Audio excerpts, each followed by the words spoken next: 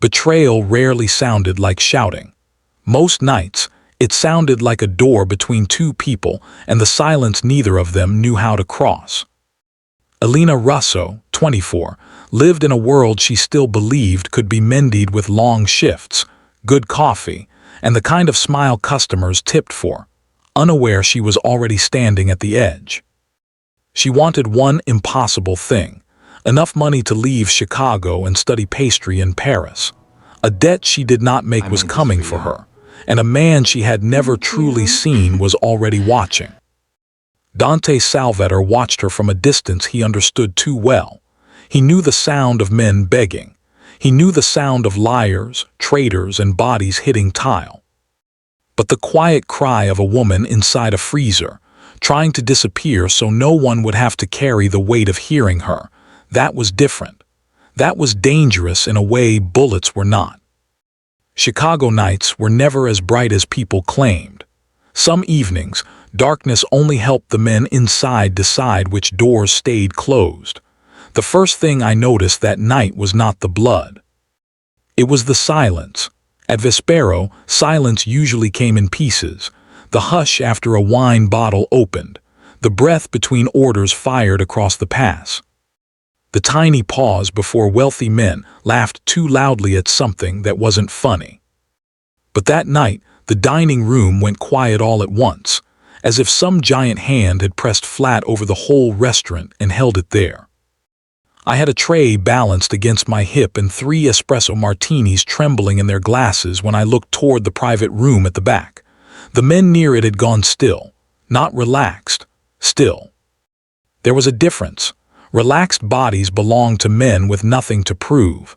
These men looked like polished shoes over loaded guns, dark suits, earpieces hidden under clean haircuts. One hand always too close to a jacket seam.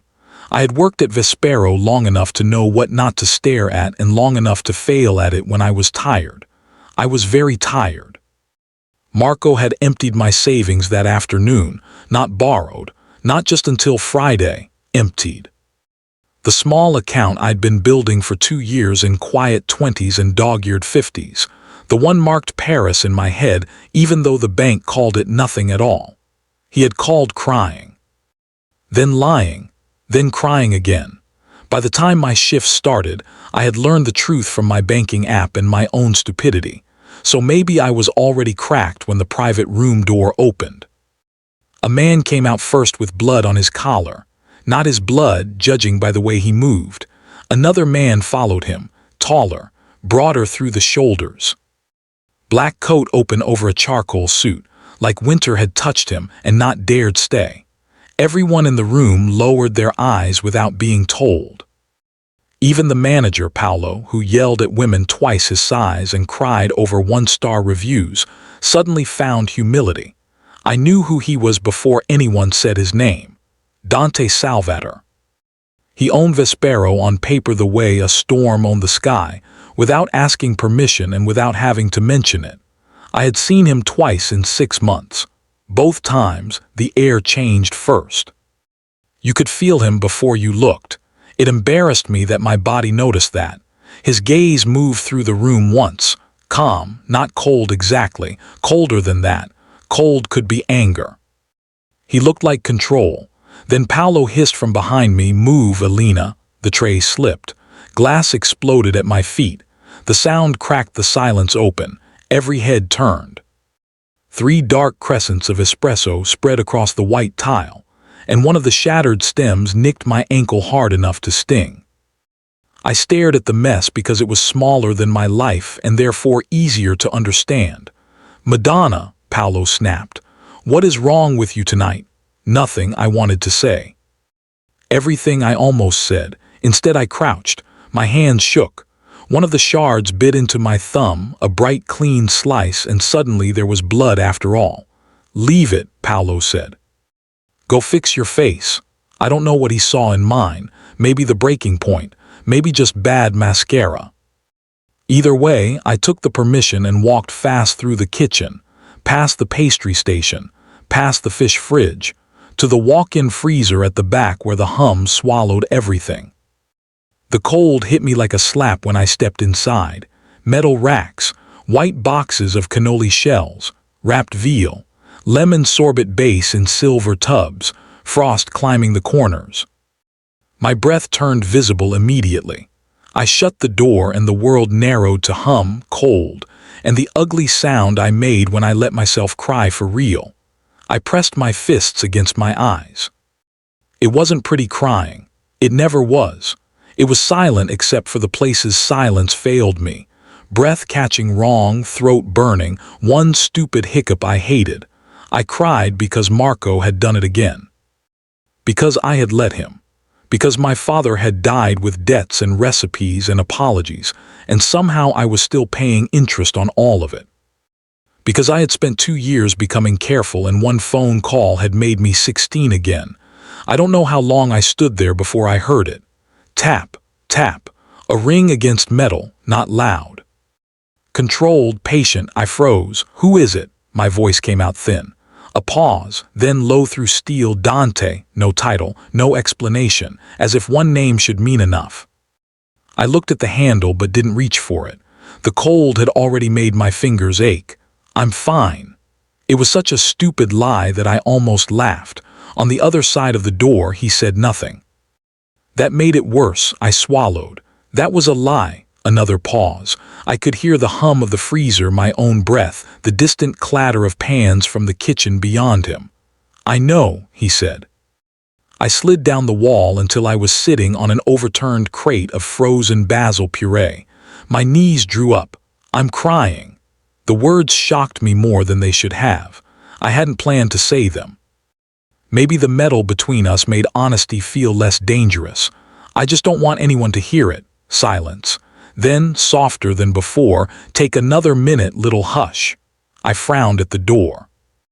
Did you just call me little hush? It fits. I don't even know you. That makes 2 of us. There should have been humor in that. There was. Only some strange, impossible current under the words. I wiped my face with the heel of my hand and stared at the frost gathering at the edge of a cardboard box. Are you going to fire me? No, Paolo might. He won't. The certainty in his voice made the answer land like law. I hated how relieved I felt. You sound very sure. Tap, tap, that ring again. I am. Something moved beyond him. A murmur. Another male voice, lower, urgent. I couldn't make out the words, only the change in the air. It made the tiny hairs on my arms lift, even through the cold. Dante spoke away from the door then, not to me. Say it again.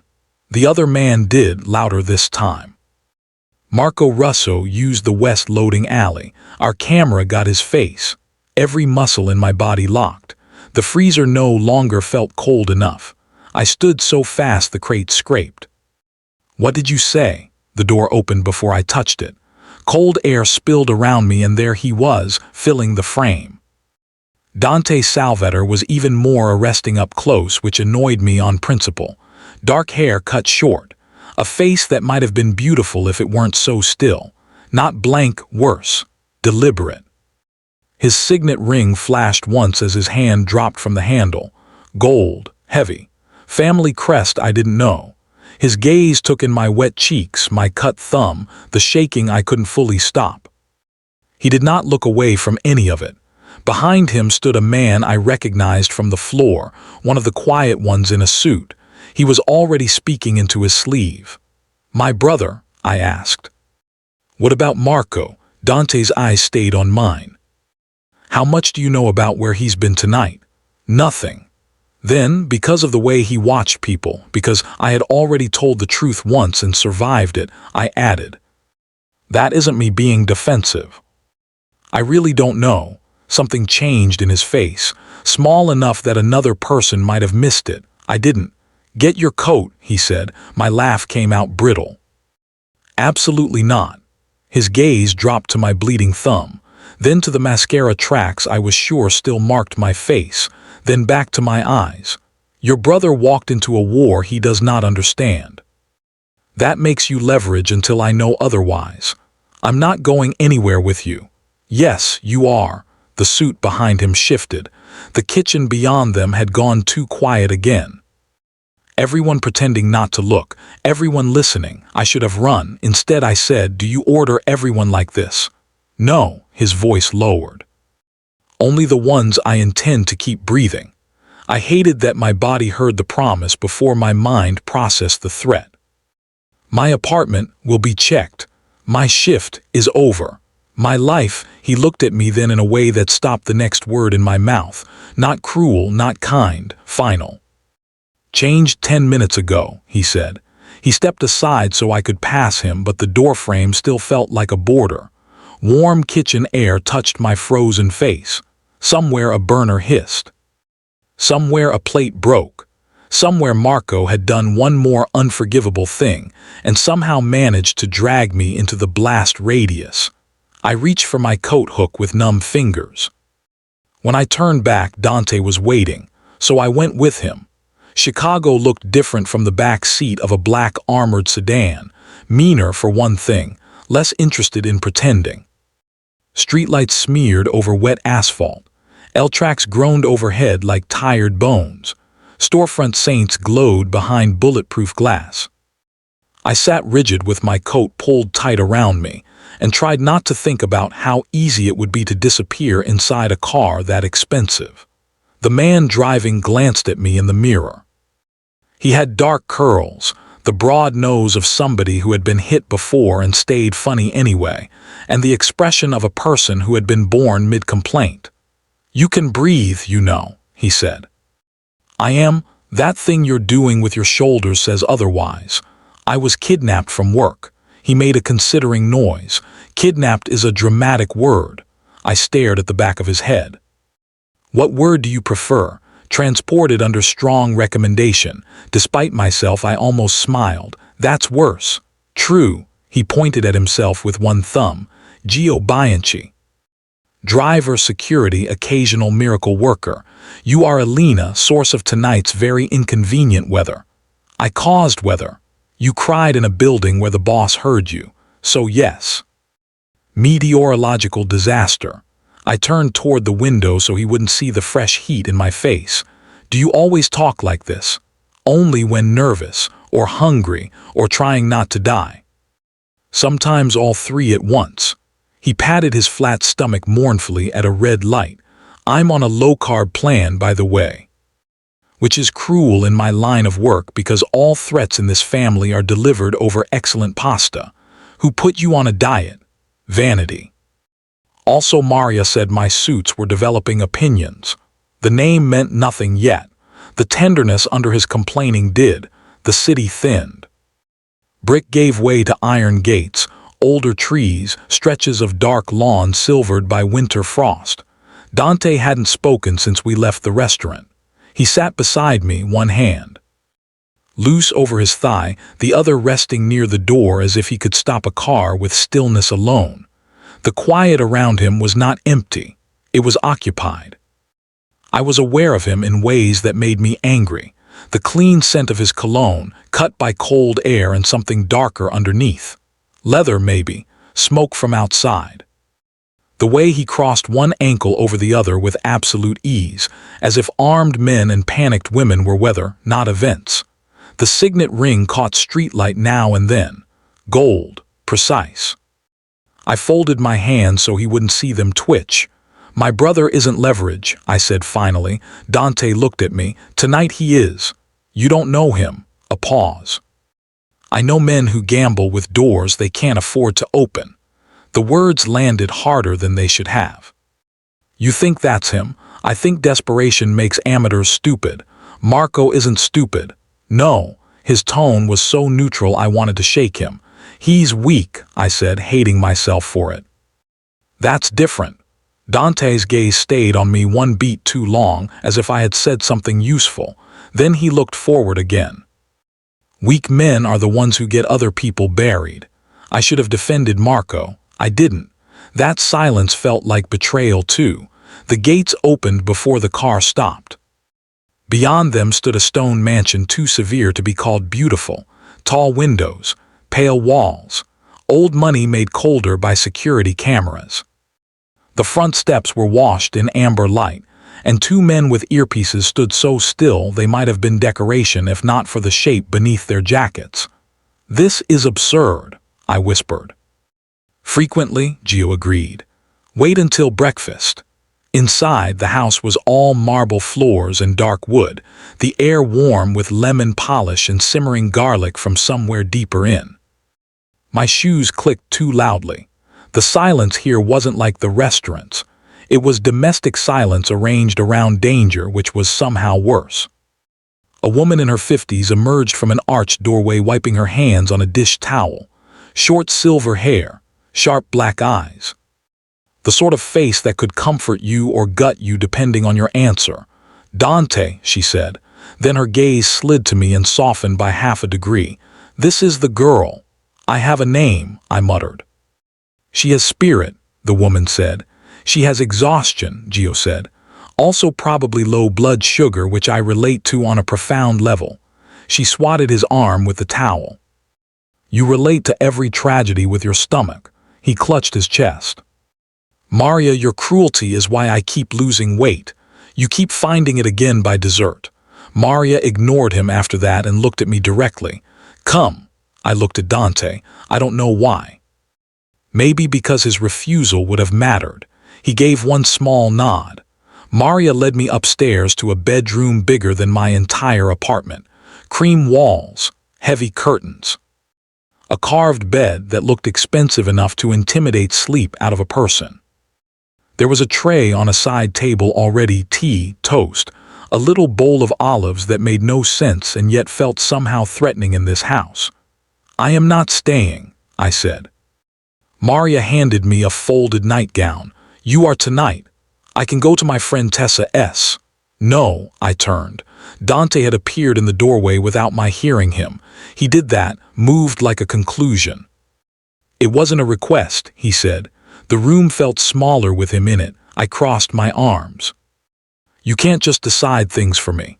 "Can't I?" "No." His gaze flicked to the window, then the hallway, then back to me. A map of exits I had not seen. "Until I know who your brother involved, you do not leave this house alone. You do not answer unknown numbers. You do not go near the restaurant's West Alley. If you need anything, you ask Maria. You forgot the part where I'm allowed to object." I didn't forget. I omitted it. Maria made a tired sound, as if this was a familiar defect she had long since stopped trying to cure. Gio, still somehow in the hall, whispered loudly, "He thinks that's charming." "It isn't," I said. "It really isn't," Gio agreed. Dante's eyes moved to him. Gio immediately looked at the ceiling. "I'm going to go not die in the garage now." Maria shoved him toward the stairs. When they were gone, the room changed. Quieter, sharper. Dante stepped just inside, no further. "Get some sleep, Alina. Why do you keep saying my name like that?" "Like what?" "Like you already know what I'm going to do with it." For the first time. Something very close to amusement touched his mouth. Not a smile, the idea of one. "Do you intend to surprise me?" I should have said yes. Instead I said, "I intend to leave." His gaze dropped to the brass lock on the door, then returned to me. "You'll notice it works from the inside." I blinked. "There are no outside locks on the bedroom doors here," he said. "I don't keep women in cages." Something in his tone made the statement feel less like virtue and more like memory. Before I could ask, he turned away. At the threshold, he stopped. "You may hate the house, little hush," he said without looking back. "You'll sleep safely in it." Then he closed the door behind him with absolute confidence that I would still be there at dawn. He was right. I woke to the smell of coffee and the disorienting absence of traffic. For a full second, I thought I was 10 again in my father's apartment over his bakery, before bills ate us alive, and before Marco learned charm, could open almost any wallet that loved him enough. Then the ceiling came into focus. Painted plaster, old medallion, chandelier, and memory returned like bad weather. The Salvator house. I sat up too fast. My phone, left on the nightstand, showed 6 missed calls from unknown numbers, 3 from Marco, and 1 text from Tessa that read, "Where are you? PAOLO says men came." My stomach dropped. Another text flashed before I could answer. Do not respond. I stared at it. The audacity almost impressed me. By the time I got downstairs, Maria had already decided I belonged in her kitchen. Some women asked questions to make you comfortable. Maria handed you an apron. Cut the oranges, she said. I don't work here. You have hands. I stood at the wide butcher block island in borrowed clothes, slicing blood oranges into jeweled half-moons, while sunlight turned the copper pots on the wall into polished fire. The kitchen was warm, real, almost normal except for the armed man reading the newspaper by the patio doors, as if guns and basil plants were natural companions. Maria watched my knife work once and raised one brow. Who taught you? My father, the baker, I looked up. How do you know he was a baker? Dante knows people. Of course he did, I kept cutting. He owned a bakery until he didn't. People lose businesses. He lost because he trusted the wrong men. Maria made a low sound that might have meant yes, that happens here too. After breakfast, I found the pastry pantry by smell before anyone told me where it was. Vanilla, cocoa, citrus zest, the deep expensive dark of chocolate sealed in bins. It steadied me. Ingredients had rules. Sugar transformed at predictable temperatures. Butter either held or broke depending on what you did to it. Compared to men, pastry was mercy. Make something, Maria said from behind me. For what reason? For the same reason people pray without believing every word. It helps. So I did. I made an espresso sponge soaked in bitter syrup, layered it with orange blossom cream, then covered the whole thing with a thin shell of caramelized sugar that cooled to a fragile amber shine. My hands stopped shaking when I worked. My mind did not, but my hands always did. What is it? Gio asked, appearing at my elbow with the reverence of a starving saint. Not for you, Maria said. His face fell. My suffering is becoming theatrical even to me. I laughed before I meant to. He put one hand over his heart. There, that sound. I risked my life for it. You drove a car. In dangerous shoes, Maria snorted. Go bother someone armed. He leaned closer to the dessert. If you need a taster, I remain a man of service despite the tyranny of carbohydrates. It's called glass heart, I said. He went unexpectedly quiet.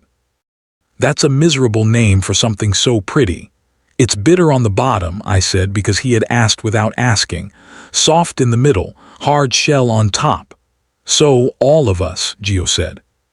From the doorway, a male voice answered, not all. I looked up. Dante stood there, suit jacket off now, white shirt open at the throat, the morning light making him look less like night and somehow no safer. Nico Ferraro stood a step behind him, lean, scar at the chin, eyes that never stopped evaluating. He had the kind of face that trusted no one as a hobby. Maria moved first. Eat. Dante's gaze stayed on the dessert, then on me. Did you make it? I wiped my palms on the apron. Yes. For me? No. That almost smile touched his mouth again. Gio looked between us as if silently thanking every patron saint of gossip. Nico took in the room, then me. Boss. Something in his tone made the kitchen contract. Dante crossed to the island. He stopped on the other side from me, palms resting on the wood. Not trapping, not touching. Still, I felt it like proximity had weight. What happened with Marco? I asked before anyone else could speak. Dante didn't answer immediately. Your father kept notebooks. It was not the question I'd asked. Recipe books. Some recipes. A pulse began to beat behind my eyes. What does that mean? Nico slid a small black and white photograph across the counter. My father, 10 years younger, standing beside a delivery van with another man I recognized one beat later. Young Dante, harder around the mouth even then. I stared. Why do you have this? Because your father once moved product for men he should have stayed far away from, Dante said. My throat tightened. No, he also hid records inside his pastry notes. No, Maria went still at the stove. Gio for once said nothing. My father baked, I said. He came home smelling like yeast and burnt sugar. He forgot rent. He overwatered basil. He laundered numbers through supply invoices, Dante said, calm enough to make rage feel childish. And he kept proof. I stepped back so fast my hip hit the counter. You're lying. Dante said nothing. That was the worst part of him. The refusal to defend what he believed was already true. Nico's phone buzzed. He checked it and all color drained from his face in a way that made him look suddenly, horribly human. Car outside the west gate, he said. No plates, Gio swore softly. Dante was already moving. Maria upstairs with Alina. I am not going upstairs like a handbag, I snapped. A gunshot cracked through the patio glass. The window exploded inward. Dante was across the kitchen before I understood he had moved. One arm came around my waist hard enough to steal my breath as he drove me down behind the island. Sugar glass shattered somewhere above us in a sound like winter breaking. I hit the floor against his chest. One of his hands braced over the back of my head. The armed man by the doors was shouting into his radio. Nico fired twice. Gio, who apparently bothered armed people professionally, dragged Maria behind the pantry wall. I could smell gunpowder, bitter orange from the sliced fruit. Dante's skin, cold outside and warm beneath. Stay down, he said against my hair. Another shot. Then silence, too quick, too clean. Nico crossed the room, gun still raised. He glanced out, then back. Driver's dead, not ours. Dante didn't release me immediately. When he finally did, he rose first and offered me a hand. I stared at it 1 second too long before taking it. His ring pressed cold against my palm. My dessert lay ruined across the tile. Amber shards, white cream, dark sponge exposed, glass heart broken exactly as designed. Dante looked at it, then at me. His eyes had changed, something harder now, more decided. They know where you are, he said. I swallowed. Who, that, he said, is what I intend to find out. Later, when everyone moved and spoke and cleaned blood from the edge of the patio frame. I caught him watching me from the doorway of his office. Not my face. My hands, where caramel still glittered at the wrist like a cut too beautiful to trust. And I knew, without understanding why, that he had not tasted the dessert because he already believed it was telling him the truth. Someone was already moving. Dante, he had known the surname the moment Nico said it in the kitchen at Vespero. Rosso. He had known her father's handwriting before he had seen her eyes. But what unsettled him was not bloodlines, notebooks, or the dead reaching through sugar. It was the memory of her voice through steel, plain and unornamented. I'm crying. I just don't want anyone to hear it. No performance. No bargain, just truth contained. He had not heard honesty like that in 20 years. By afternoon, the house had settled into a rhythm I did not trust. Men moved in and out with quiet shoes and quieter guns. Phones rang once and were answered before a second chime. Maria cooked enough food for grief and war, which in that house seemed to be the same portions. Nico stationed 2 guards at the eastern terrace and 1 outside the library, as if books had suddenly become tactical assets. Nobody told me anything unless I demanded it twice. So I followed Maria to chapel. It wasn't on the property. That would have made too much sense. She went to a small stone church, 3 streets over, where the steps were worn shallow. In the middle, an old woman lit candles with the authority of queens. Gio drove us and spent the entire trip lamenting the protein shake he'd been forced to drink for lunch. It tasted like wet drywall, he said mournfully. Maria crossed herself. That is because God meant for Italians to eat bread. Tell that to my tailor. Your tailor is a coward. I laughed, and Gio looked absurdly pleased with himself. The church smelled like wax, dust, and wet wool. I liked it immediately, not because I was especially devout, because places where people spoke softly on purpose still felt possible to me. Maria lit 2 candles, one for her husband gone 12 years. One she told me without embarrassment, for good judgment in bad men. Then she pressed a third taper into my hand and looked away while I chose. My father, maybe. Or the version of Marco I kept trying to rescue from himself. I lit it for both. When we came back outside, the sky had gone the color of old silver. Gio was on the lowest step arguing with his phone. No, I cannot do dinner tonight because I am actively preventing assassinations. Yes, that is a real excuse. No, if I survive, I will absolutely bring you sfogliatelle. Maria, tell my cousin I am a man of integrity. Maria kept walking.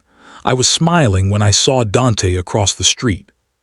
He leaned against a dark sedan with one hand in his coat pocket, as if mafia bosses routinely waited outside chapels and pretended it was incidental. Nico stood near the curb, scanning traffic. The cold wind pushed my hair across my mouth, and I tucked it back with suddenly clumsy fingers. You followed us, I asked when we reached him. I sent protection. That isn't the same thing. No, it is if I can see it. His gaze flicked over my face, checking something I couldn't name. Were you followed? I don't know. I was busy lighting candles, not conducting surveillance. Gio muttered, harsh but fair. Dante ignored him. Nico touched his ear, listened, then went very still. Blue van, second pass. My stomach turned. Dante took my wrist, not roughly, not gently either.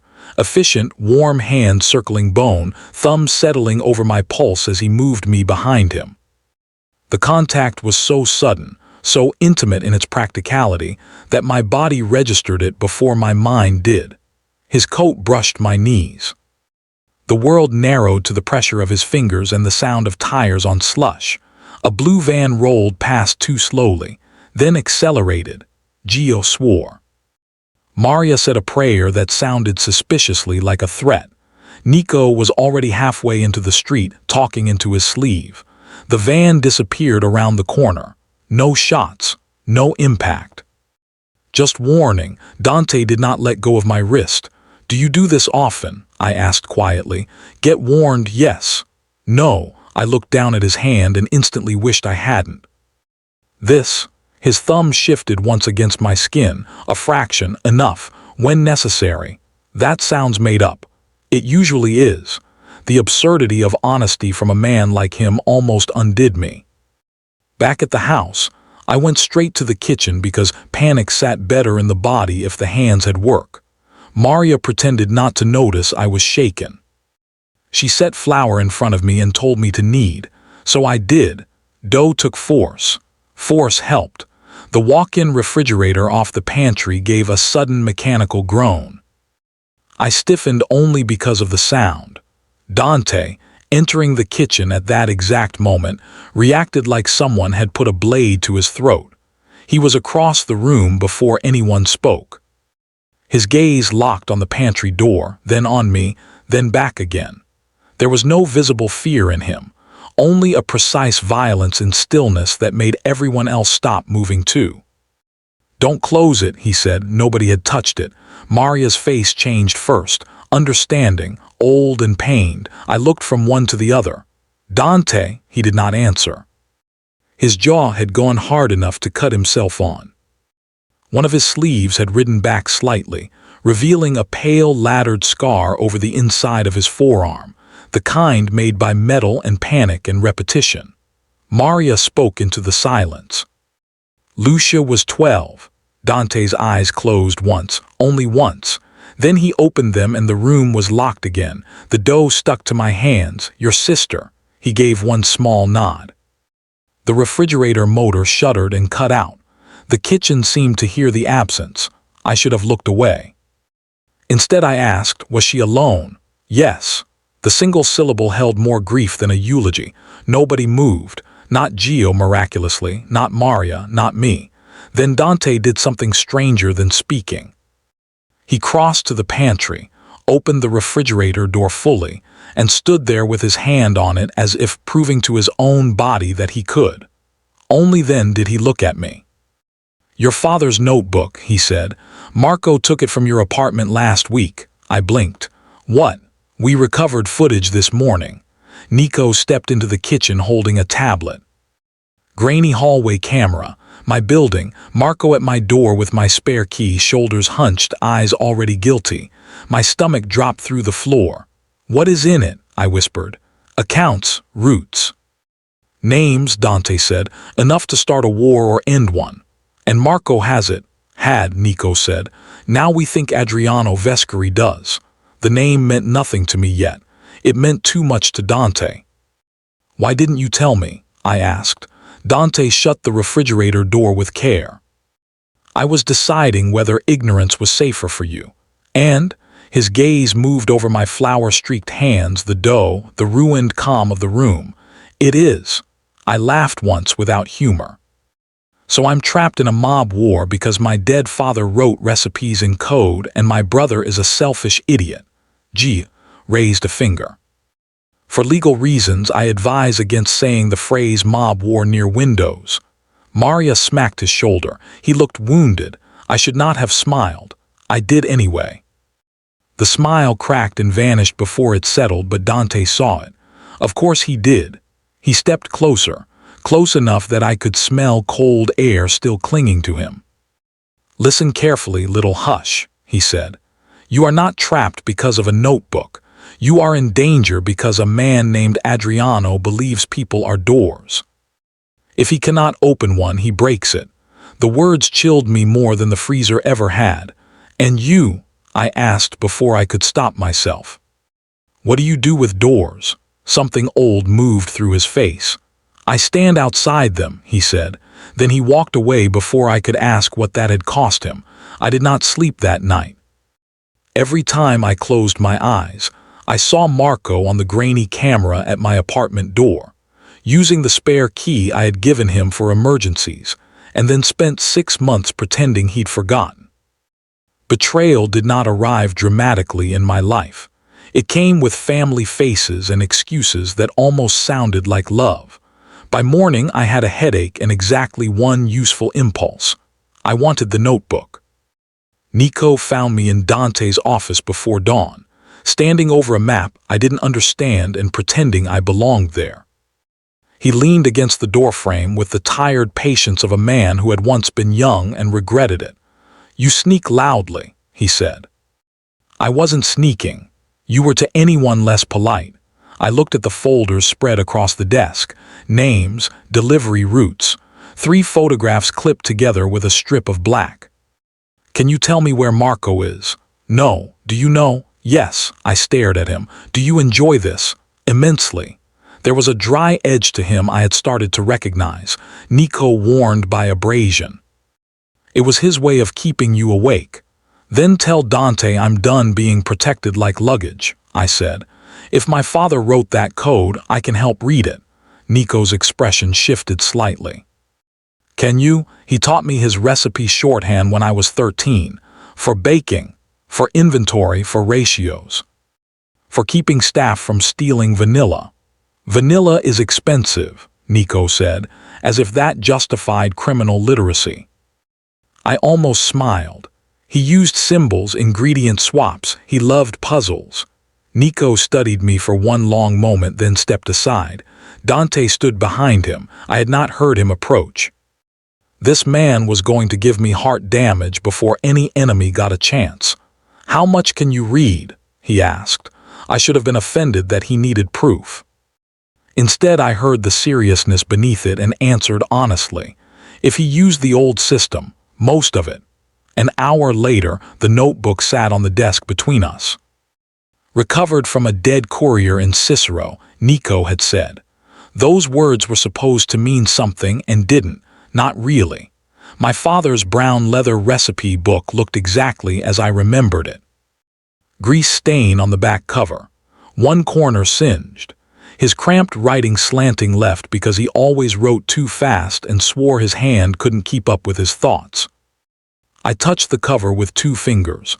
My chest ached so sharply I had to look away. Dante stayed silent.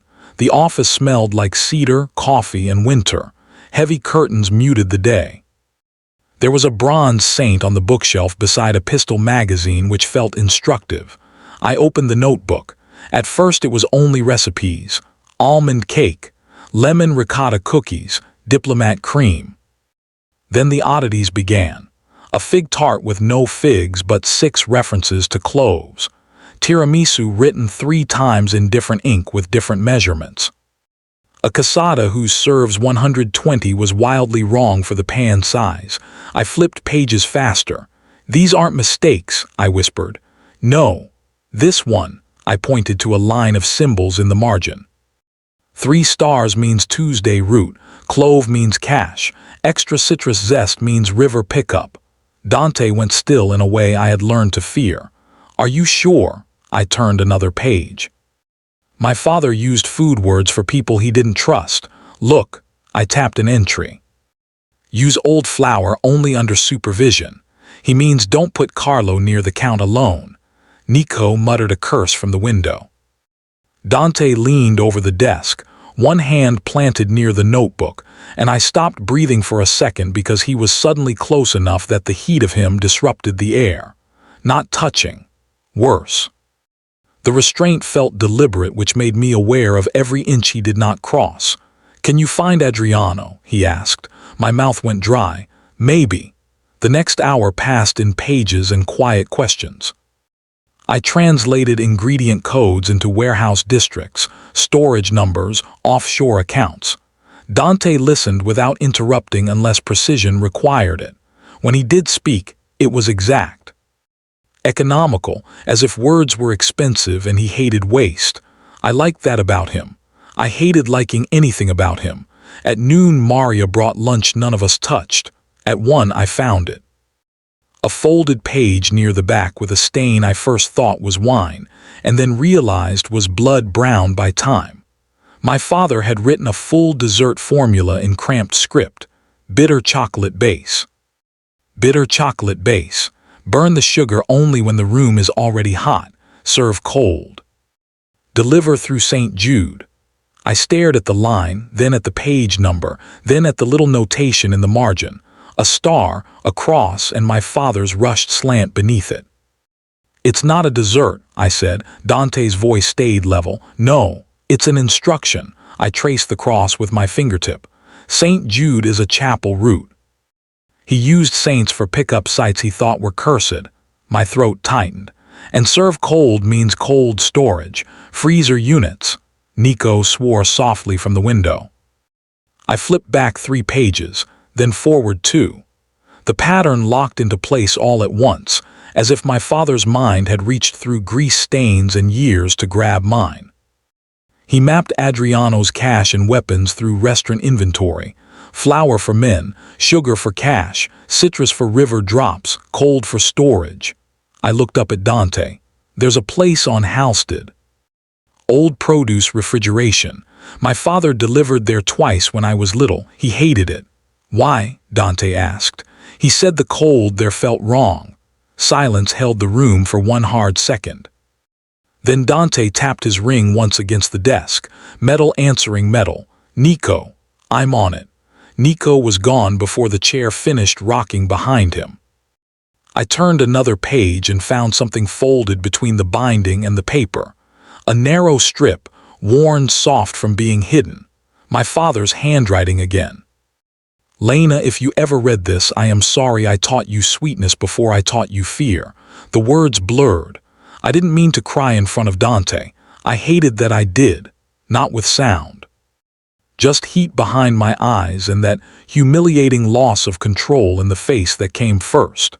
I pressed the heel of my hand there anyway, as if I could stop it by force. A white handkerchief appeared on the desk beside the notebook, not offered dramatically, simply placed where I could choose it. "I knew him," Dante said. I looked up.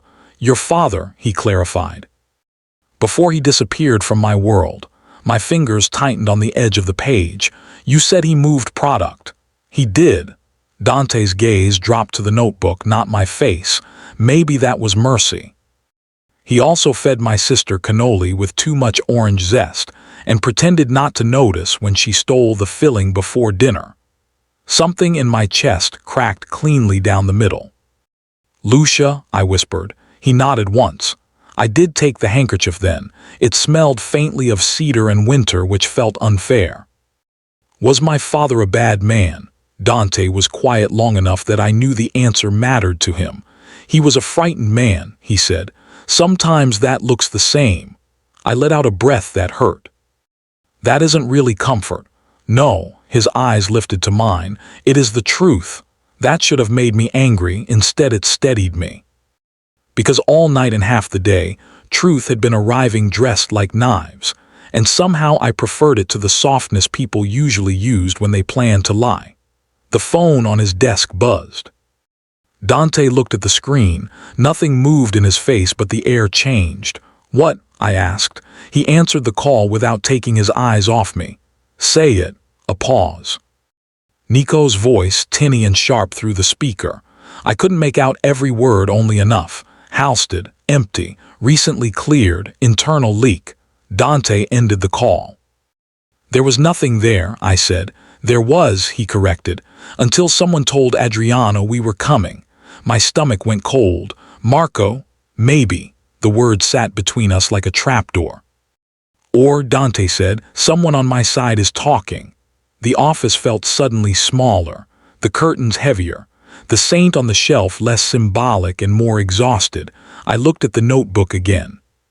"So what now?" He closed it carefully, palm flattening over the leather as if the book were alive enough to bite. "Now I find out which betrayal I'm standing in." When I rose, he rose too.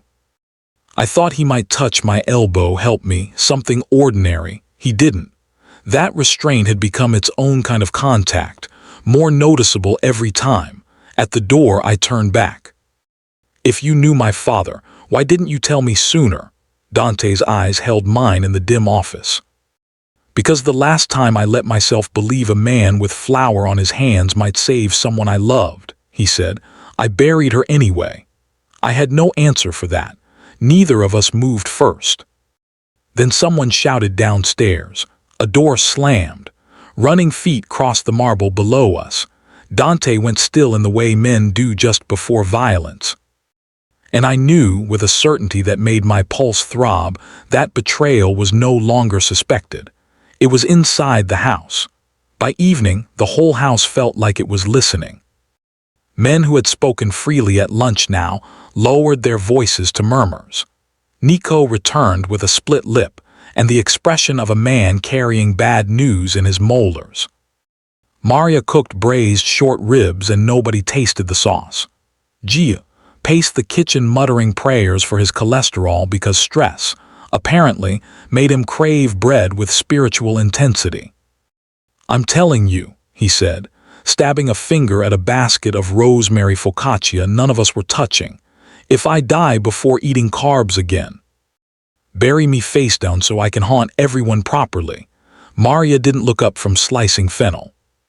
"If you die dramatically, I will put a celery stick in your hand to embarrass you." He pressed one hand to his chest.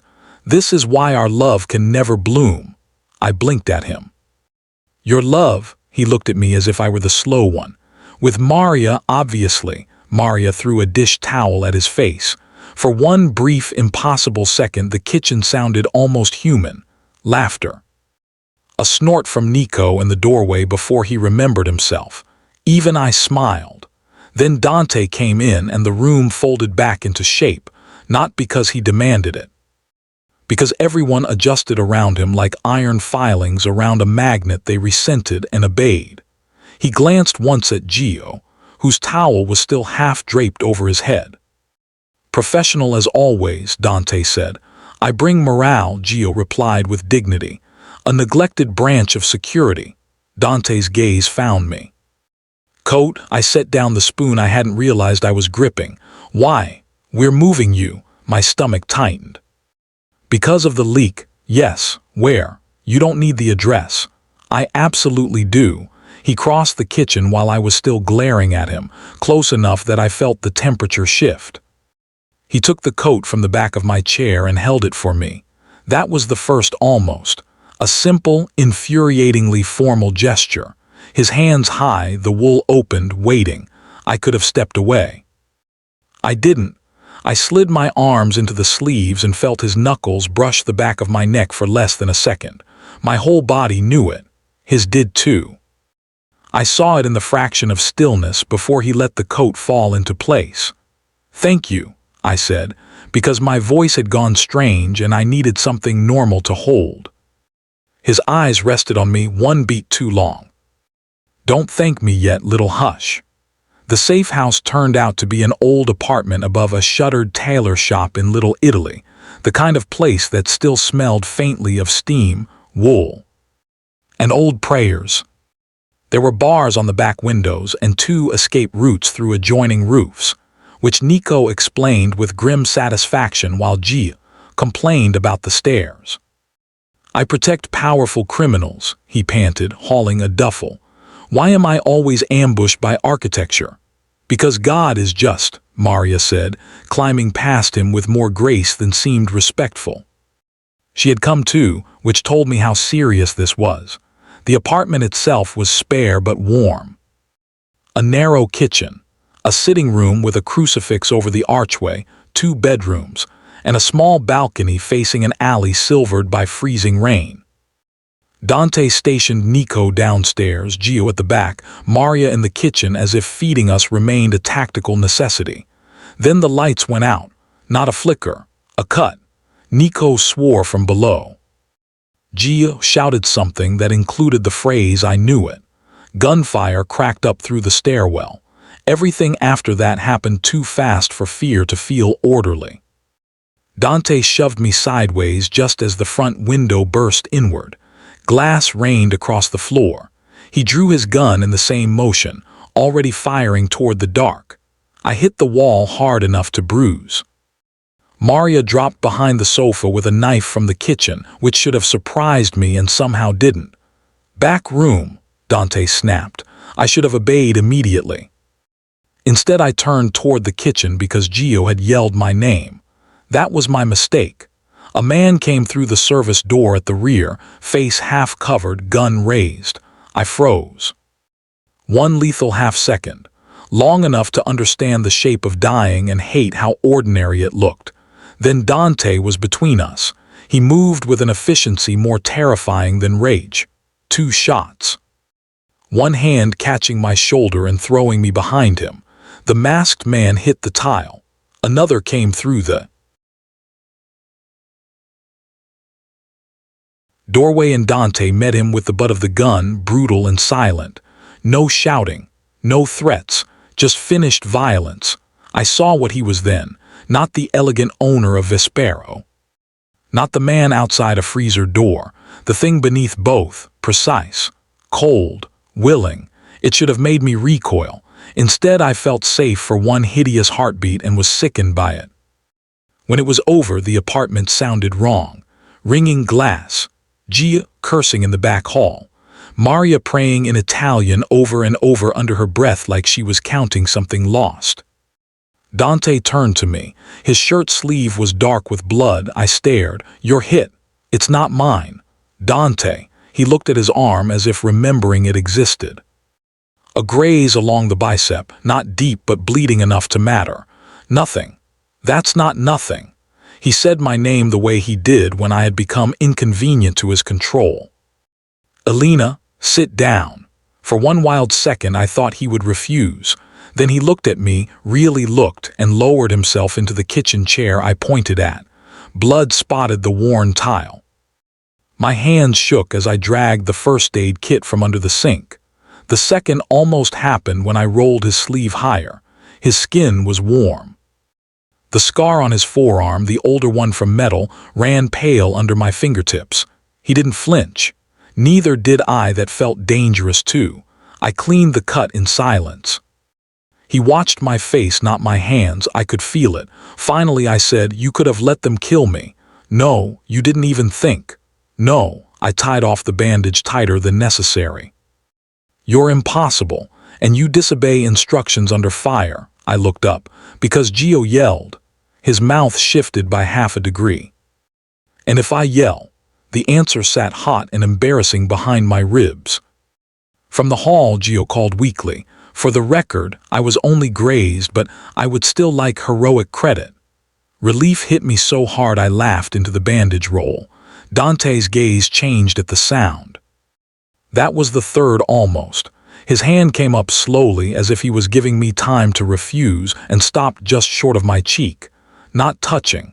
Not yet. Asking in the only language he trusted. I didn't move away. His knuckles brushed the place just below my eye where shattered glass had left a tiny line. "You're bleeding," he said. "So are you." Something splintered in the quiet. He lowered his head. Not all the way. A breath from my mouth, maybe less. I could smell the cold on his coat, the gunpowder, the dark, clean scent that had begun to mean him before I wanted it to.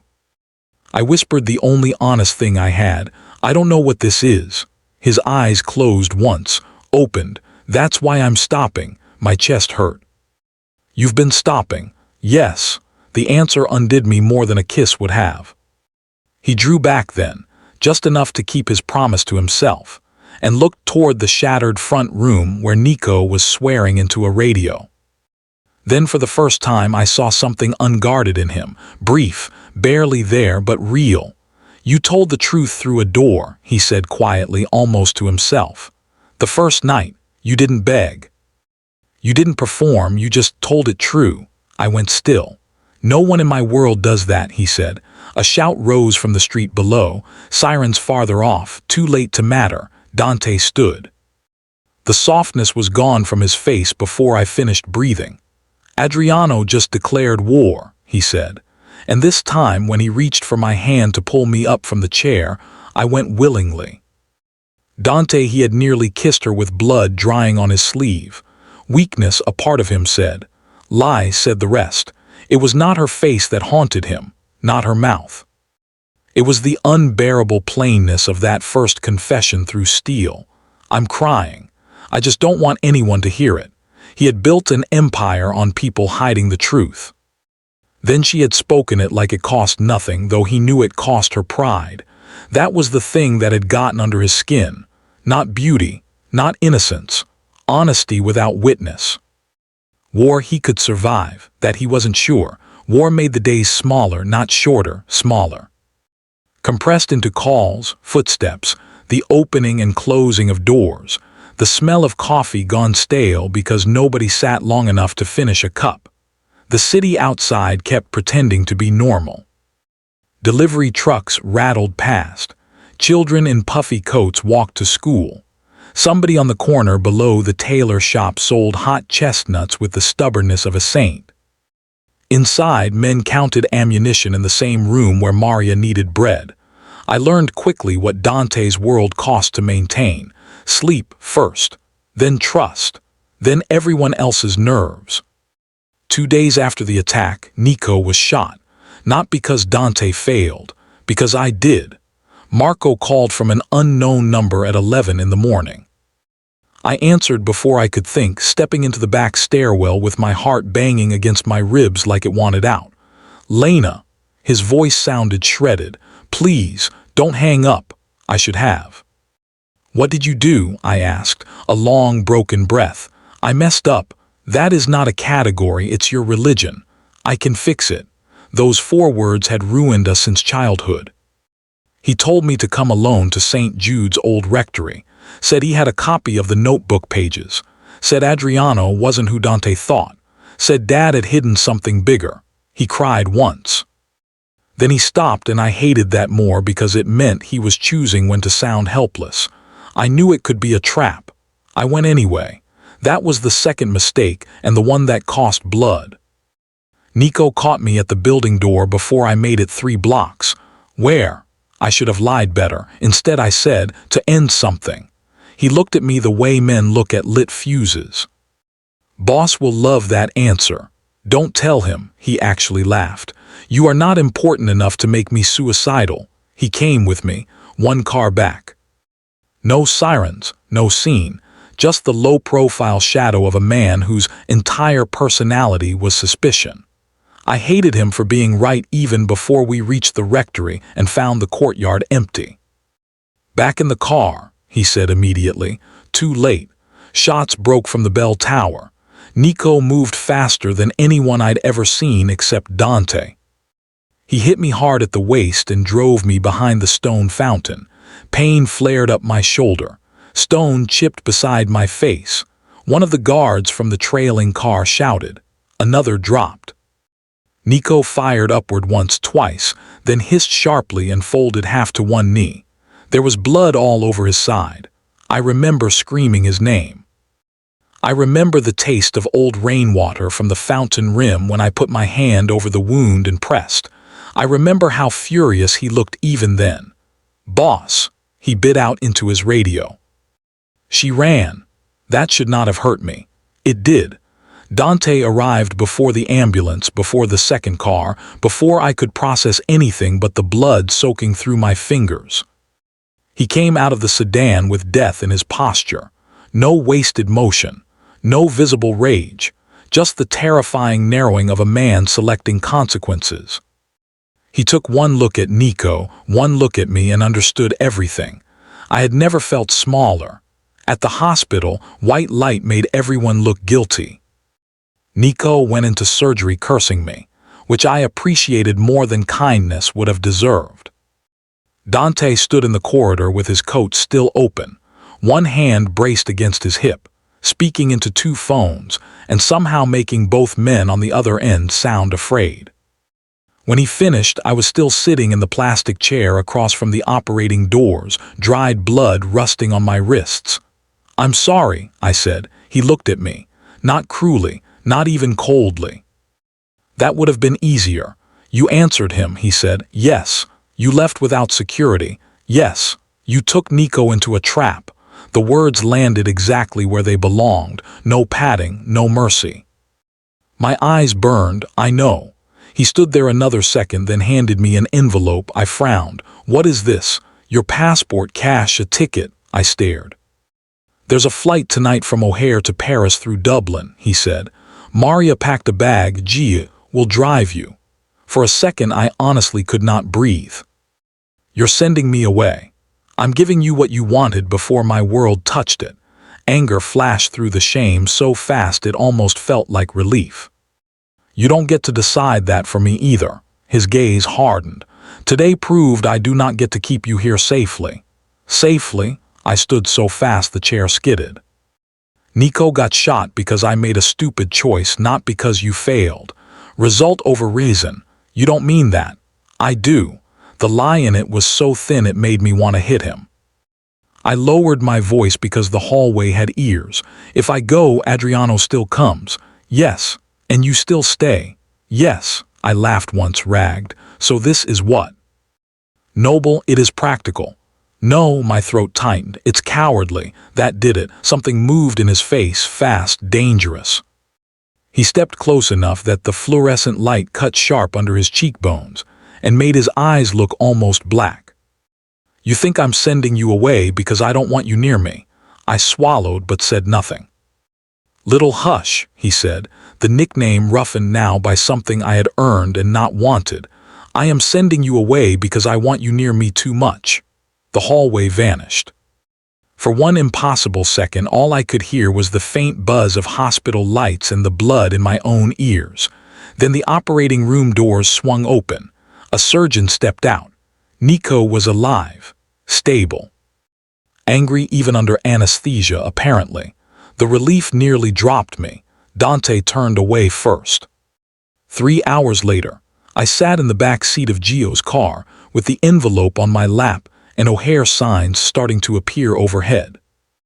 Gio drove in unusual silence for almost a mile before saying, "For what it's worth, I think this is a terrible plan." "Which part?" "All of it. The airport, feelings, low-fat yogurt, the modern age." I laughed wetly and scrubbed my face with the heel of my hand. He glanced at me in the mirror. "Maria told me if I let you off without speaking truth, she'd poison my lentils." That sounded like her. "And the truth is," he sighed theatrically, "he packed your father's notebook himself because he doesn't trust anyone else to carry what matters to you." My breath caught. Gio continued, softer now. "And when Nico went into surgery, your boss looked at those doors the way a man looks when he has already been left on the wrong side of one once in his life. The airport exit flashed by. I heard myself say, "Turn around." Gio didn't pretend surprise. Blessed be, I was running out of gaslight and protein bars. When we got back to the hospital, I did not ask permission.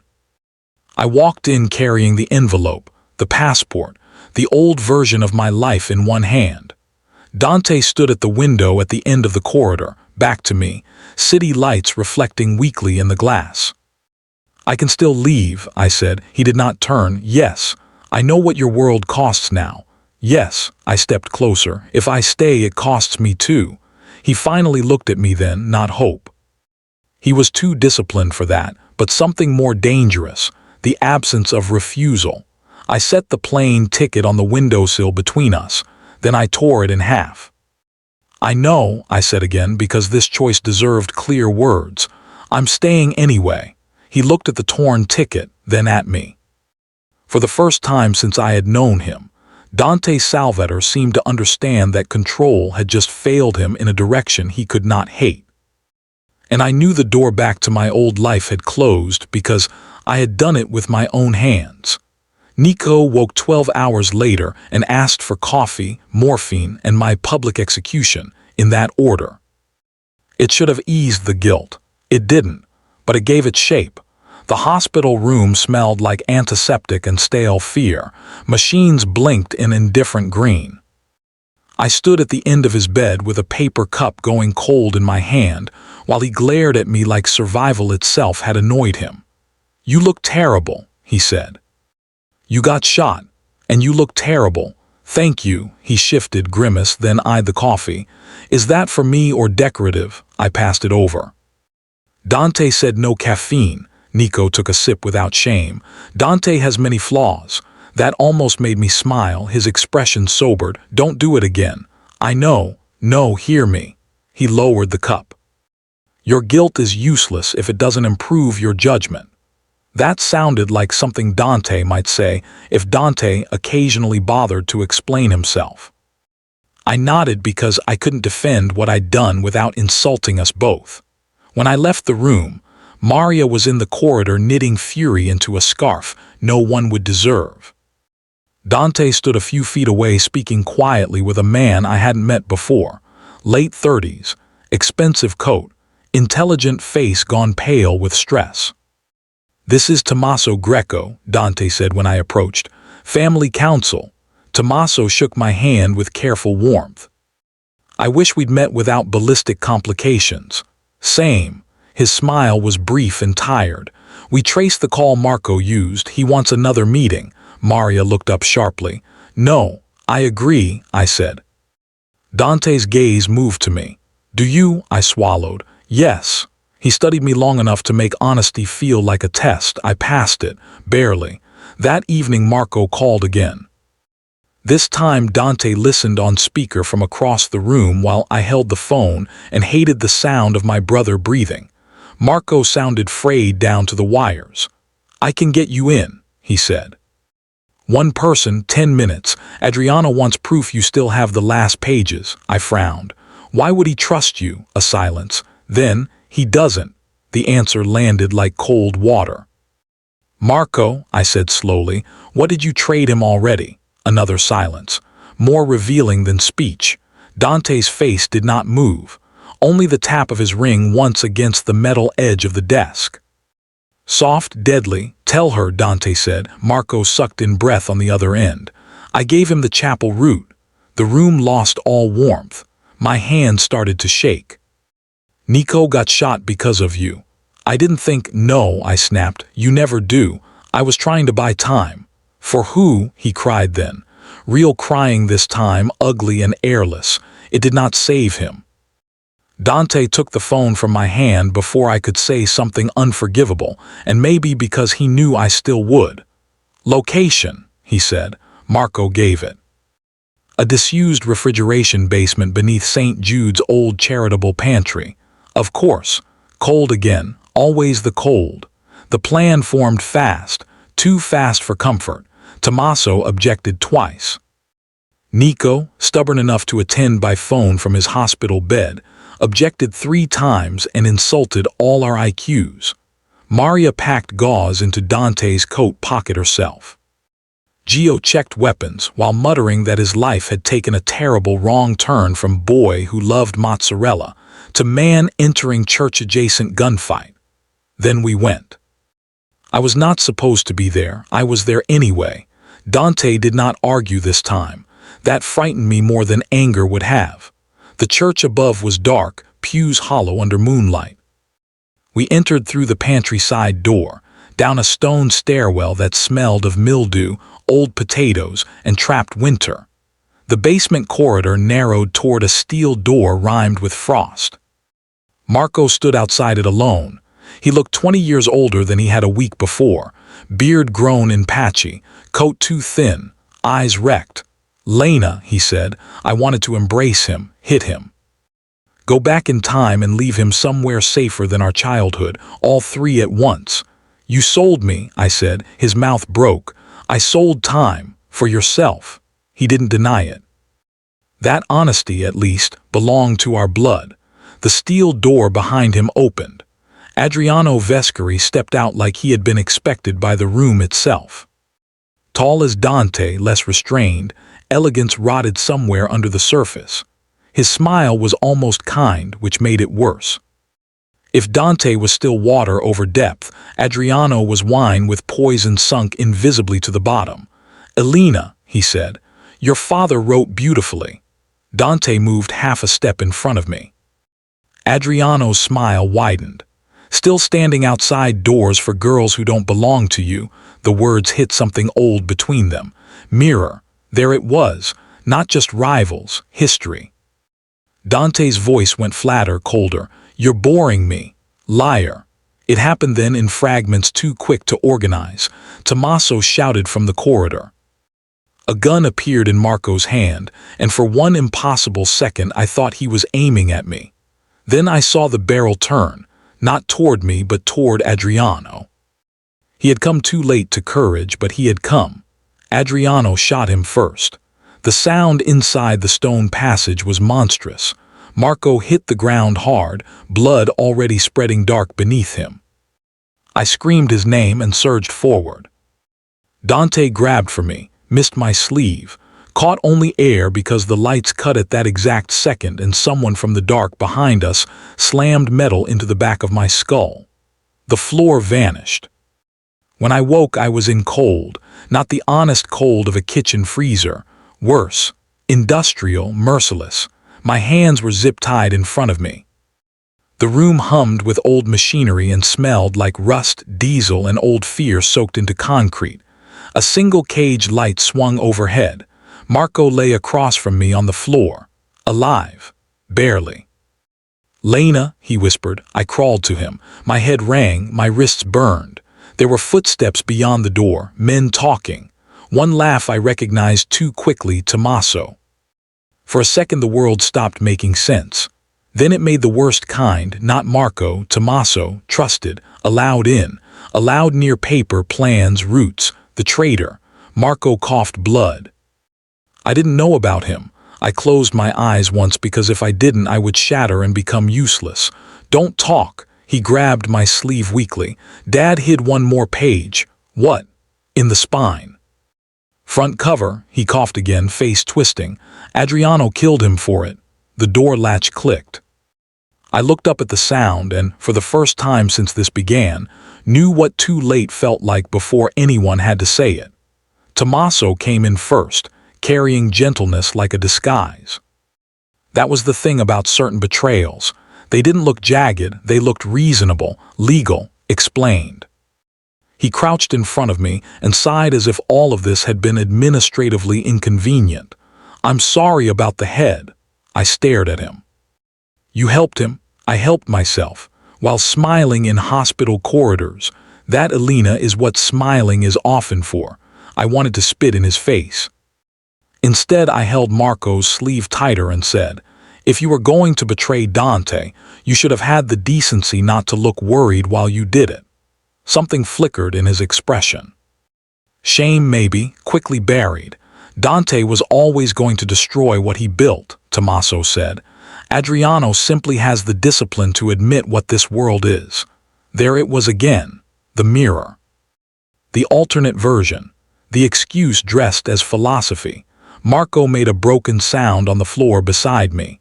Tommaso looked at him, and for one brief second his face softened. "You should have taken the money and left," he said to my brother. Marco smiled with blood in his teeth. "Same." Tommaso stood. "Adriano will see you now." "No," I said. He almost smiled. "Yes." They dragged me into the next room. Cold storage cages lined the walls. Chains hung where meat once had. The floor sloped toward a drain stained by years of things no one wanted to name. Adriano stood near an old steel prep table with Dante's stolen notebook open beneath one hand. He looked pleased to see me standing. "She has her father's eyes," he told the room. "And his unfortunate tendency to choose conscience late." I did not ask what he meant. Some answers were traps even before they formed. "What do you want?" I said. "The last page." "I don't have it." "I know." Adriano's gaze sharpened. "He does, Dante." Of course. This had never only been about numbers.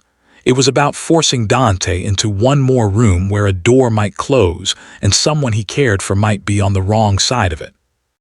I understood that, and terror became cleaner, more useful. "You won't get him that way," I said. Adriano's brows rose. No, he'll come to kill you, not trade." "Good," Adriano said softly. "I'm tired of waiting." He left me there with 2 guards and the hum of the refrigeration unit pulsing through the floor. My head throbbed. My wrists were raw. Marco's last words rattled through me.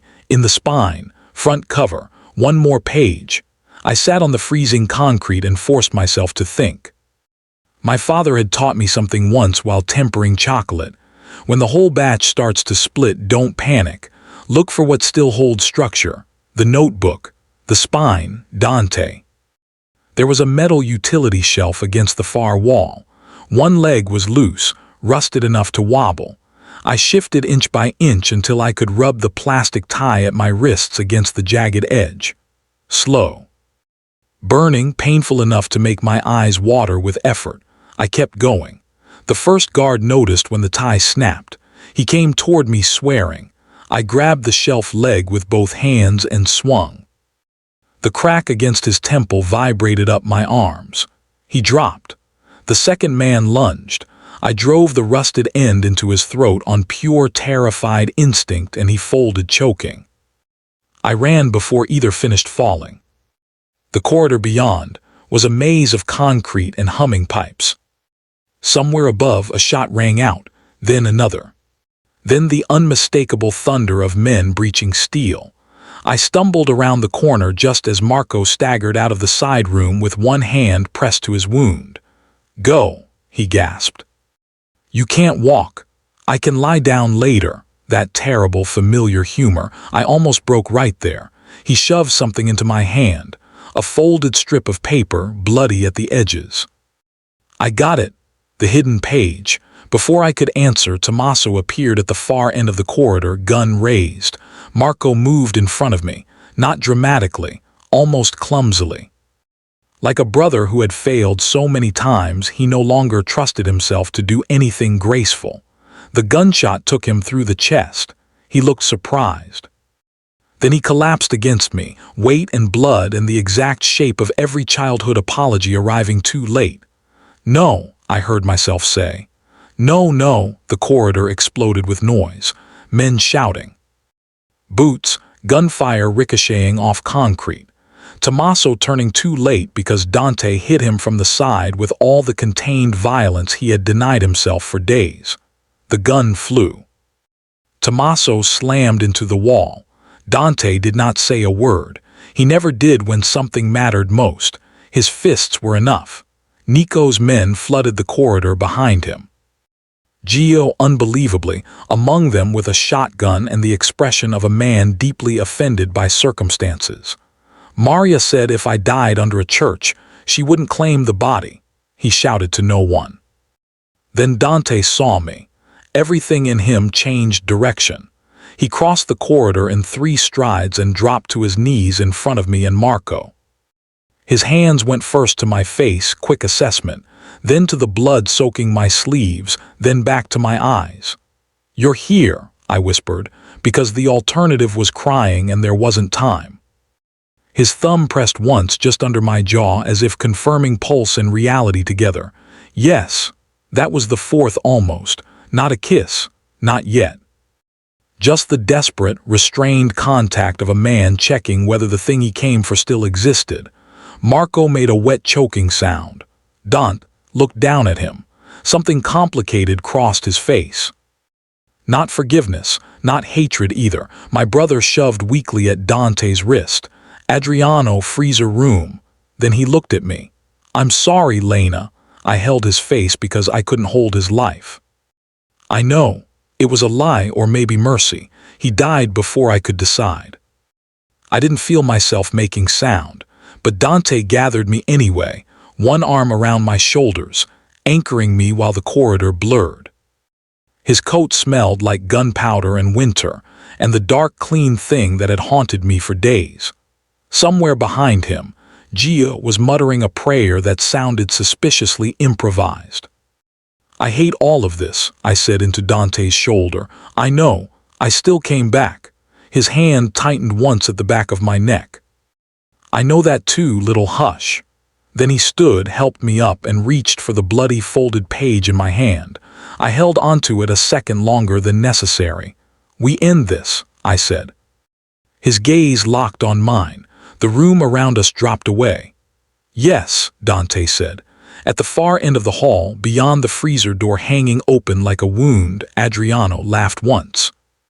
And both of us knew one of them was not walking out. Dante, he had imagined finding her broken. Instead, he found her standing, blood on her hands, a rusted shelf leg at her feet, and survival burning out of her like a second pulse. Something fierce and helpless ripped through him then. Not because she needed saving, because she had fought before he got there. The final room sat at the end of the corridor like the throat of some dead machine. Old refrigeration units lined the walls. Frost silvered the pipes overhead. One bare bulb swung from a frayed cord, painting the steel table in slow arcs of light and shadow. The cold inside it was different from the other rooms, colder, yes, but also familiar in a way that made Dante's face turn to stone. This was where Adriano had wanted him. Of course it was. Nico's men spread out behind us.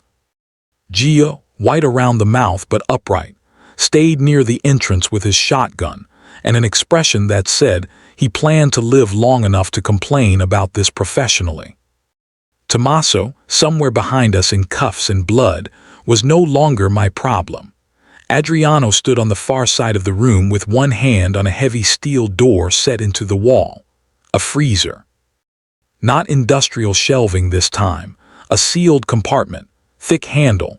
Internal latch long since broken off. Lucia's ghost entered with us without being invited.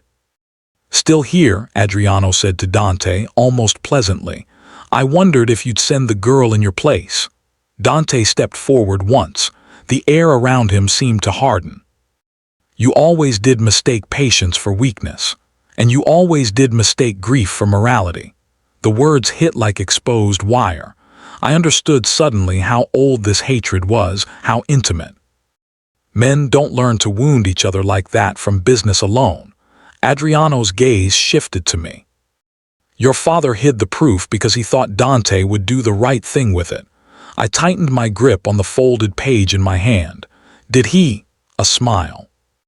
"That depends what you call right." "Enough," Dante said. Adriano laughed softly. "You killed for your father, for your name, for your streets.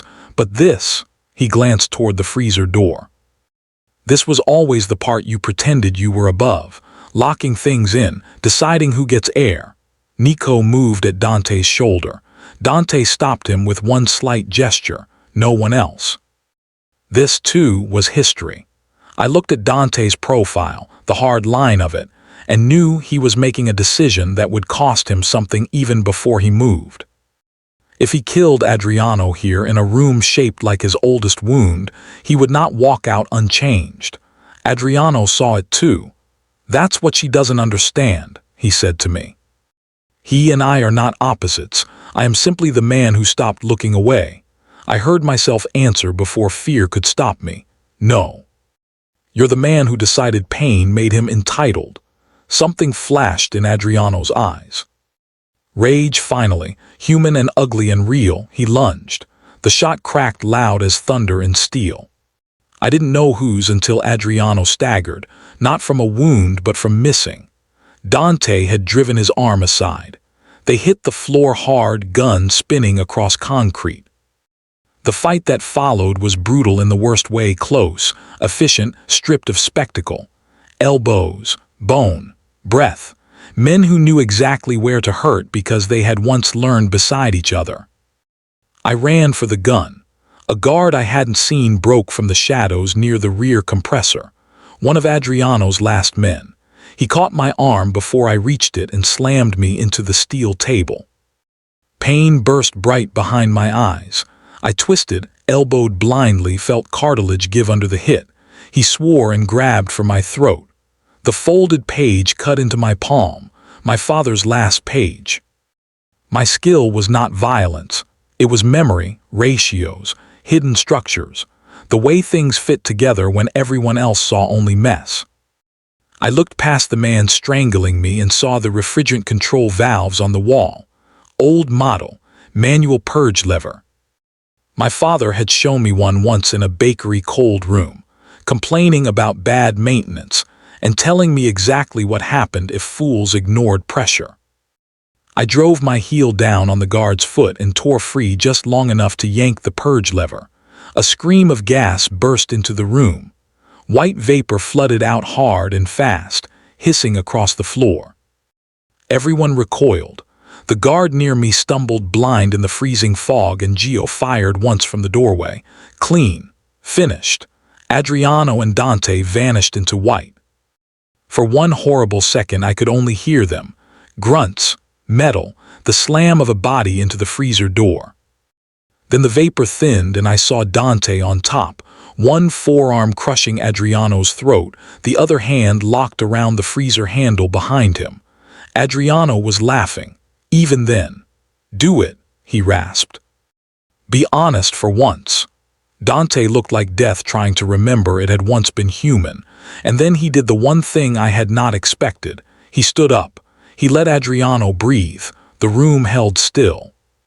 "You want me to become you in front of her," Dante said. His voice was almost quiet. "You always needed an audience." Adriano surged up with a knife from his boot. I screamed Dante's name. He turned too late. The blade entered high under the ribs. The world dropped out. Dante's gun fired once from almost chest to chest. Adriano stopped moving just like that. No speech. No final moral. Just a body folding into the cold it had chosen. For one frozen second nobody breathed. Then Dante sat down hard against the freezer door with one hand over his side. I was already on my knees in front of him, hands shaking so violently I could barely find the wound. Blood seeped hot between my fingers. Too much, too fast. "No," I said. "No, no, no." His gaze found mine through the pain, steady somehow. "Impossible, man, little hush." "Don't," my voice broke. "Do not talk to me like that if you're leaving." A shadow of something moved at his mouth. Not a smile, the memory of one. Nico was shouting for medics. Gio had gone white enough to disappear into the freezer fog. Somewhere behind us Tommaso was being dragged away, still alive to answer for everything, which felt inadequate in a universe full of blood. I pressed harder. Dante hissed once through his teeth and caught my wrist. The fifth almost, his hand over mine, blood between us, his forehead almost touching mine because neither of us could afford the distance. "Front cover," I whispered wildly. "Marco said there was one more page." He looked at the notebook where it had fallen near Adriano's body, then back at me. Understanding sharpened. Nico knelt and tore the leather spine open with his knife. A thin page slid free, laminated in wax paper by an older man who had hoped paper might outlive bullets. Evidence. Names. Bank routes. Proof that Adriano had ordered the hit years ago that killed Lucia and later had Matteo Russo murdered when he tried to disappear with the ledger. Truth at last, and far too late to save anyone it had shaped. Dante closed his eyes once. When he opened them, something old in him was gone, not healed, gone. Adriano lay dead at his feet. His sister's murderer, his brother in everything but blood, the last witness to the part of Dante's childhood that still breathed. Victory had cost him the final body attached to it. The medics burst in with equipment and panic. I moved only when they made me. My hands were red to the wrists. My father's page lay on the steel table under Nico's palm. Outside, sirens approached in overlapping waves. Dante was loaded onto the stretcher, still conscious, still infuriatingly calm. As they rolled him toward the corridor, his eyes found mine one last time. It was over. Spring came to Chicago reluctantly, as if winter had a lawyer. Snow receded in filthy corners first. Then the river stopped looking murderous. Then one morning I opened the kitchen window at Vespero and smelled rain instead of iron. 6 weeks had passed since the cold room beneath St. Jude. 6 weeks since Adriano died. Tommaso started talking under pressure from 3 federal agencies and 2 very persuasive Salvator attorneys. And Dante survived the knife wound by behaving exactly as he behaved through everything else, quietly, stubbornly, with an offended indifference to anyone else's stress. Nico was back on his feet and walking with a slight pull at the left side that made him meaner in small increments. Gio had announced a solemn recommitment to health and then been caught stealing cannoli shells. Maria began letting him peel garlic without supervision, which in that house counted as intimacy. As for me, I had taken over the dessert program at Vespero after Paolo was dismissed for operational cowardice, which I personally considered too elegant a phrase for a man who once hid behind a wine display. Dante had simply handed me the keys to the pastry kitchen and said, "Make it yours." So I did. I built a new dessert menu around contradictions. Burnt honey panna cotta with brittle rosemary lace. Dark chocolate budino with sea salt and candied orange. A lemon olive oil cake named Lucia, though only Maria and Dante knew why. The kitchen became the first place in months where my body forgot to brace every second. That evening, I was glazing pear tarts when I felt him before I saw him. Not magic, pattern. The room quieted by half. One line cook straightened unconsciously, and then there was the soft, familiar tap of Dante's signet ring against the steel prep table beside me. I looked up. He'd lost weight during recovery, though only I seemed allowed to notice it. His suit hung a fraction looser. The scar beneath his ribs still pulled at his movement when he thought no one was watching. I watched anyway. "You're supposed to be resting," I said. "I'm standing. That is not what the doctor meant. The doctor is sentimental." I set down the glaze brush. "You terrify half the city and obey none of the people trying to keep you alive." He leaned one hip against the table. "I obey some. Name one." His eyes held mine. "You." I forgot entirely what I had planned to say next. That was the 6th almost. Not physical this time. Worse. The nearness of a sentence too intimate to ignore and too calm to be theatrical. Behind me, Gio entered carrying a tray of espresso cups and stopped dead. "Should I leave?" he asked the ceiling. "Or should I stay and witness history for the sake of future generations?" Maria, behind him with a ledger, said, "If you breathe loudly." "I will end you," he whispered. "See. This is chemistry. I live among poets." Their bickering saved me from visibly unraveling. Later, after service, Dante found me on the back terrace above the alley where staff smoked in secret and cooks cried in weather. The city below was damp and humming. Somewhere a siren moved west. Somewhere else, laughter spilled from a bar and vanished into rain. I had one hand around a cup of cooling tea and the other tucked under my elbow against the breeze. Dante stepped out, shut the terrace door behind him, and for a second we simply stood there with the ordinary miracle of no one shooting at us. "I have something for you," he said. My heart did a stupid, reckless thing. That sounds ominous. It may be. From his pocket he took a small velvet box and set it on the stone ledge between us. I stared at it, then at him. Then back at it because that felt safer. "You cannot be serious." "I usually am." "That is not an answer." "No." He was quiet for a beat. Rain tapped softly against the iron rail. "This isn't a fairy tale, Alina." That would have been my next critique. His gaze moved over my face with a steadiness that made lying impossible. "I can give you security. My name. My house if you want it. Vespero if you want that. I cannot give you a clean life. I cannot promise you won't hate parts of what I am 5 years from now." The honesty in it made my throat tighten. "And you think a ring solves that?" "No." He tapped his signet ring once against the stone, soft metal, familiar sound. "I think choosing each other on purpose matters anyway." I looked away because the city had become impossible to see clearly. "Dante," he waited. That was one of his gifts, the crueler version of patience. He could hold silence until truth crawled toward him just to end it. I laughed under my breath. "You really are terrible at romance. I know. And somehow that was almost good." His mouth shifted. I opened the box. Inside lay a ring far simpler than I'd expected. Oval diamond, slim gold band. Elegant enough to wear every day, dangerous enough to remember who had given it to me. "You chose this?" I asked. "Yes." "Not Maria, she vetoed 3. "Of course she did." He stepped closer. "Alina." The way he said my name made me raise my eyes. The whole city seemed to hold still with me. "If you want to leave still," he said, "I will not stop you. If you stay, it is not because war trapped you. It is because peace didn't make you run." My eyes burned at that, because he understood the exact line I had needed drawn. Because he said it without trying to sound noble. Because he made room for my refusal and therefore made yes possible. I took the ring out of the box and placed it on the ledge beside his hand instead of giving him my answer. He looked at it, then at me. "I'm angry with you sometimes," I admitted. "I know.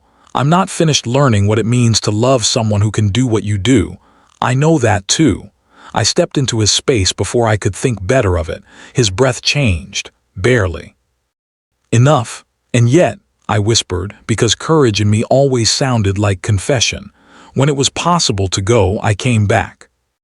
I don't think my life knows how to tell a different truth now. For 1 second, Dante Salvator looked entirely unarmed. Then he touched my face with both hands, not hurried, not claiming. Just holding, like something discovered and still disbelieved.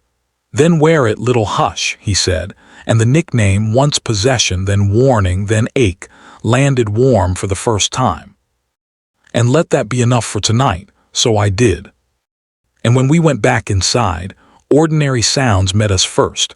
Maria scolding Gio for stealing olives, Nico arguing with a supplier, the kitchen alive in all its unromantic noise. It felt, unexpectedly, like home. 9 months later, the freezer hummed under my palm like a memory trying to behave itself. The new bakery opened on a Thursday in late February. Because Maria said Fridays belonged to chaos and Sundays belonged to God and Mondays were for people with no respect for yeast. We took over the old storefront beside Vespero, knocked down 2 ugly walls, restored the front tiles, and named it Lucia and Matteo because some dead deserved a warmer kind of witness. By 7:30 that morning, the place smelled like brown butter, espresso, orange zest, and the clean mineral cold of fresh steel. Marble counters gleamed. Rows of cornetti cooled under. Linen. The front window held a display of glazed pear tarts and dark chocolate cakes with caramel shells so thin they shattered under the spoon like held breath finally giving way. My display. My life. Still mine somehow, even after all of it. Gio had become unofficial floor manager by virtue of talking the most. He wore an apron over a suit and kept announcing to customers that he was the face of artisanal discipline, which might have landed better if Maria hadn't caught him eating ricotta straight from the piping bag 10 minutes earlier. "One day," he told me solemnly while arranging biscotti, "she will see that my body is merely misunderstood by modern nutrition." From the espresso machine, Maria said, "Your body is a criminal," he clutched his chest. "And yet you continue to feed me." That is devotion. Nico, now permanently scarred and permanently impossible, handled security from a stool near the door with a ledger and the expression of a bored executioner. His wife had finally moved back in with him after his shooting, which he mentioned exactly once and then refused all congratulation. The morning rush hit hard. 2 critics came in pretending to be anonymous. 3 neighborhood grandmothers openly judged the cannoli. A little girl in a red coat pressed both hands to the glass and whispered wow at the lemon cakes, as if prayer had become pastry. In the middle of it, I lost an entire tray of chocolate glaze because one of the new hires mislabeled cream. I didn't scream. I didn't even speak. I took the ruined bowl, walked into the back prep room, then into the walk-in freezer beyond it and pulled the door shut behind me. The cold came clean and immediate, not cruel anymore, just cold. I stood there with one hand over my eyes and let the pressure hit me. The opening, the critics, my father's name in gold on the front window, Lucia's name beside it. The impossible fact of surviving long enough to build something with them instead of just grieving them. Tears came before I could stop them. Not many. Enough. Enough to make me laugh once at myself, breath clouding in the air. Then I heard it.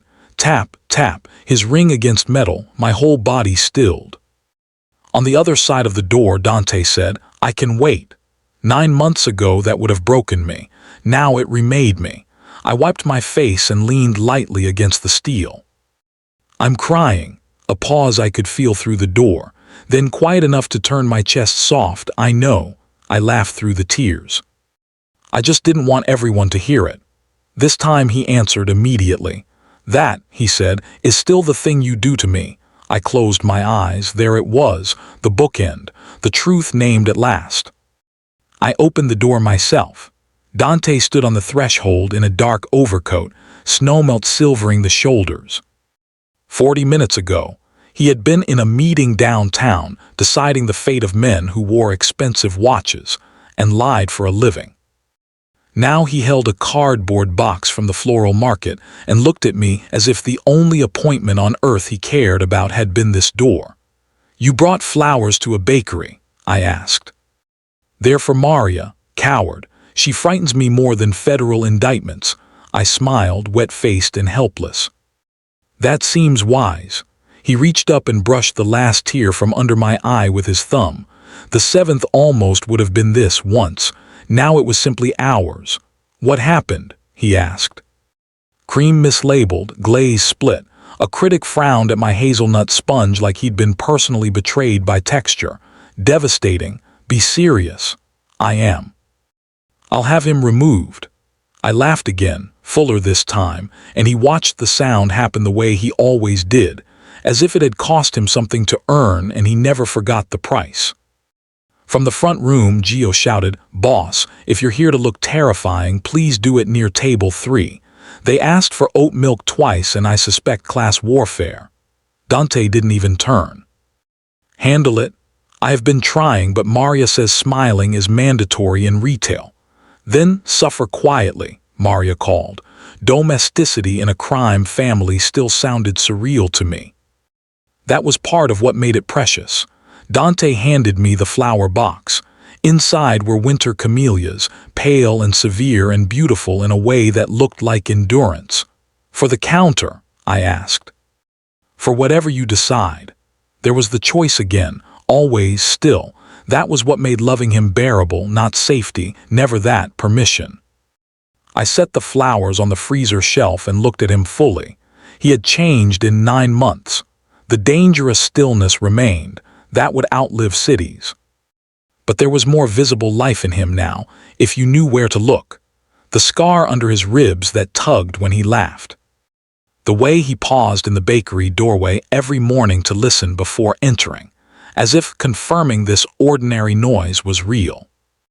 The way his hand always found the back of my neck when crowds got too thick, not to steer, just to tell both of us where I was.